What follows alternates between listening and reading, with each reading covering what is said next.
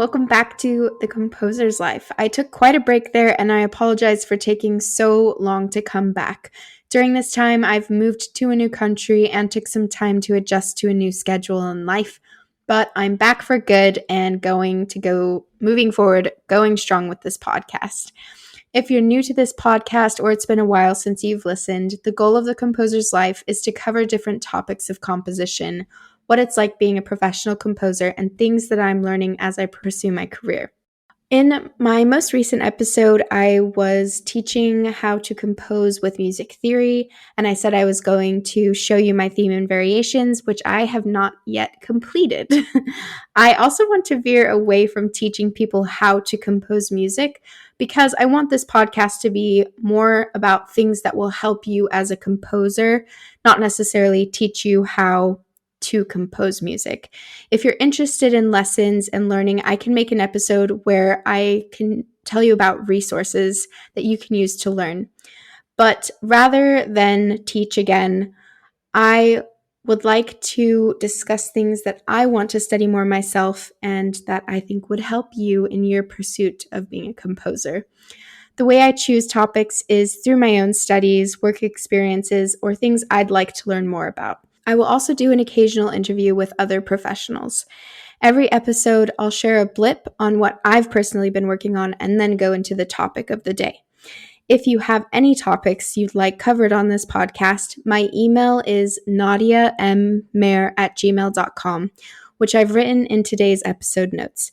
Feel free to give me feedback as I am figuring out how the pacing and flow of making a podcast goes, which leads me to thank you for listening and sticking around. If you'd like more information on myself and this podcast, you can find everything you want to know in the first episode. Now on to today's composing update, where I share what I've been working on lately. I have been working on a student film. It's a short film about 15 minutes long, and the premise is basically about a girl in university who has troubles with finding guys that she likes and wants to date. So she finds this crystal shop, buys a ridiculously expensive crystal, and starts to find luck with guys. And she finds a guy that she likes, and then she loses her crystal, and everything starts going wrong. And so it's this rom-com about how she discovers that the crystal probably never had anything to do with her luck, that it's just her, and everything's good. So this has a very mystical and magical feel to it with the whole crystal concept. And it's been fun to figure out that sound for a film. This project has also been a bit difficult, and it's not because of the film itself, but because I've caught COVID a few times since moving, plus every cold or flu virus I missed getting during quarantine during the pandemic. So this really brought my spirits down, and I was really close to quitting the film because I felt like I couldn't give the time I wanted to, but I also didn't want to spend much more time on it. It felt like every time I went back to work, I was eternally working on the same thing for 3 months, but it hardly made any progress. So when I finally felt better a few weeks ago, I told myself I'd do as much music as I could in 1 week, and if I still felt stuck, I would quit. Well, the creative flow came and I finished the film. I'm still waiting for feedback from the team, but trying one more time really did pay off. I've wondered through it all if others were going through the same things, because I know I'm not the only one who's been getting sick over and over again. It can really bum you out, especially creatively. I think if you're able, giving yourself a deadline and making it a commitment by telling someone else that you'll send them an update or to check up on you, and just do as much as you can by that time, can really help things to fall into place. Having not restrictions, but basically guidelines for yourself can help your creativity kind of force itself to come out and help your workflow to switch back on. At the same time, I don't think there's anything wrong with quitting or saying no to things that aren't as big of a priority for you. Doing what is essential is most important, which leads me in today's topic, which is essentialism. My question for you is, how do you decide what to work on, especially when you have multiple ideas or projects at once? This is something that I struggled with when I started working from home after I graduated from Berkeley. My ideas are endless. Even now, as I've figured out how to work every day, I still have moments where something pops into my head, like an idea for a project or an idea for a composition. I have hundreds of sketches on my computer and voice memos. And things that pop into my head are like, oh, I should make a TikTok account and put, like, I don't know, remixes of songs, or me improvising on piano, or I could teach piano, or I could teach composition lessons, or I could do this or this. And the list is endless.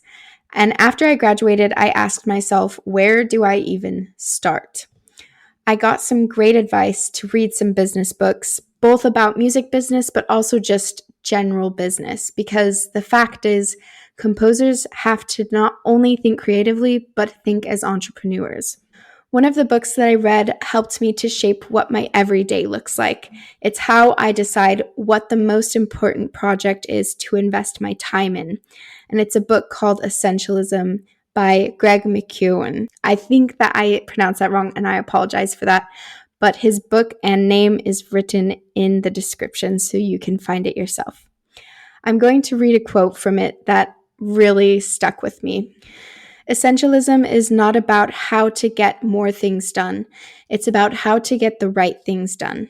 It doesn't mean just doing less for the sake of less either. It's about making the wisest possible investment of your time and energy in order to operate at our highest point of contribution by doing only what is essential. End quote.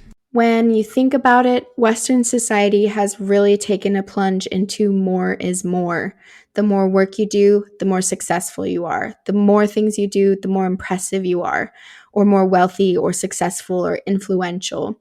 The more places you travel, the more happy your life must be. More seems to be the thing that everybody's going after. But when you've tried doing more just to do more, how has it actually worked out for you? I remember when I was attending Berklee College of Music, it constantly felt like everyone around me was more successful than I was, because it felt like everyone was getting gigs or playing in bands or composing for things outside of school, while also being in multiple classes and having so many projects to accomplish. And let me tell you, it was busy there. We were studying like multiple different music theories and composition styles and concepts at once, and having to create composition projects for each of those classes. I felt creatively drained at that point, but I still felt like a failure because I wasn't doing all of the things that other students were doing, and I thought more was more. I often asked myself if I was truly successful when all I was doing was my schoolwork, which was a lot now that I look back at it. But at the time, I was thinking, all I'm doing is school. I realized that, yes, some people can do it all, but if they do, something suffers. That might be physical health, mental health, creativity, or even loss of love or passion for what you're doing, or the quality of your work. When we take on more, it doesn't mean we're being more successful. It just means we're more busy. We're stretching ourselves more thin. To relate this to composing professionally, there are so many routes that someone can take, but choosing what to do each day depends on where you want to be. What's your end destination? What is your dream job? Why are you doing what you're doing? When you know where you're headed, it's easier to structure your day around things that will help you to get there. The next thing to think about is how much time you actually have and how much time you need to make your most important work high quality. This book is honestly a fabulous guide that will help you determine if you should say yes or no to certain projects, and how to truly know yourself and when you're stretching too thin. I realize that this sounds like a complete ad to be saying, study this book, it's amazing, it changed my life, whatever. I am not getting any money from this. My podcast is not big enough yet to have, people who pay for promotions and stuff. This is just genuinely me advising you and telling you how much this book impacted my creative life. And if you're looking for something like that, or looking for something that can inspire you and help you work better and more efficiently, it's a great resource. So again, this is not an ad. It's just me kind of talking about something that really helped me. When I started working, I tried to give an hour a day to everything. 1 hour for studying, 1 hour for transcribing, 1 hour for composing, then another hour for a different project, another hour for a different one.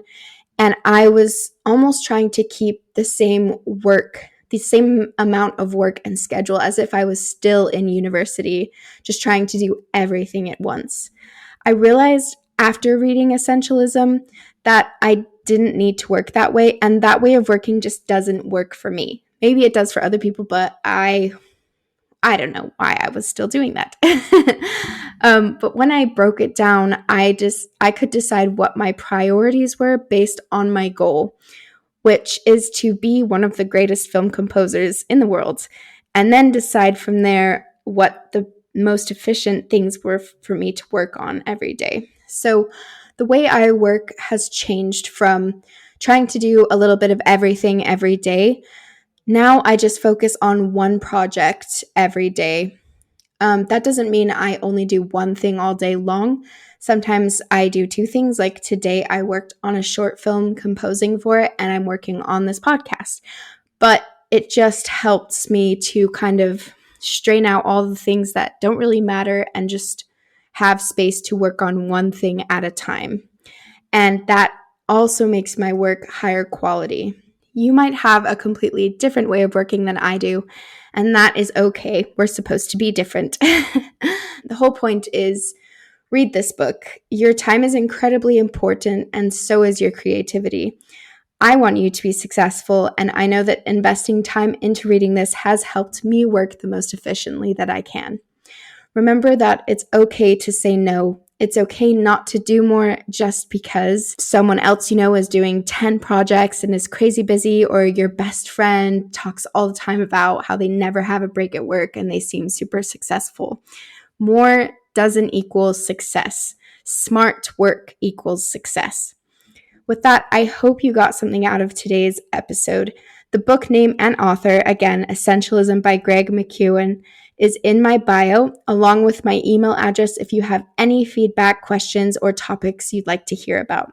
Make sure to subscribe to know when the next episode is out, and have a great time, whether it's day or night.